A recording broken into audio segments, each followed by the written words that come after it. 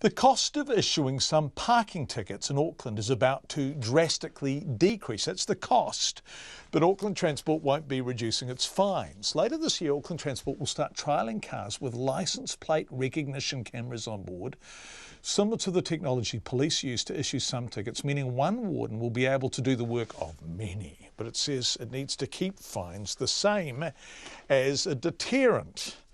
Here's Zach Fleming with more. As Auckland expands, so do parking restrictions and the need for more wardens to enforce them. But that's about to change. Basically, that camera records a plate and a time and location of a vehicle.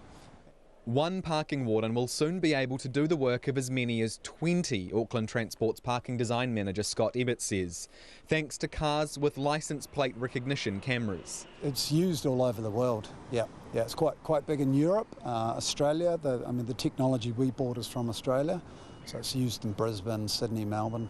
And that's probably going to save on staff costs, right? Yeah, that's the idea, yep.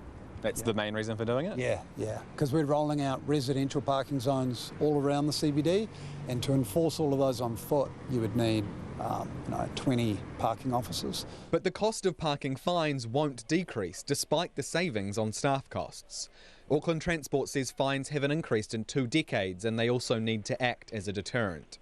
At first, the technology will only be used in residential areas, central city suburbs like Parnell and Ponsonby, where non-residents drive in from outer Auckland, park here and then make their way to work, taking up many of these parking spots to the frustration of residents.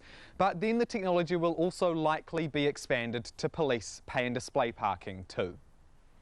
And it'll likely, eventually, add parking wardens to the list of jobs killed thanks to technology.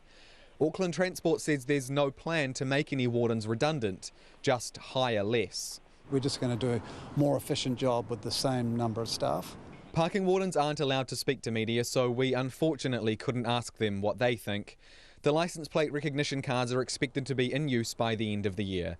For Checkpoint, Zach Fleming.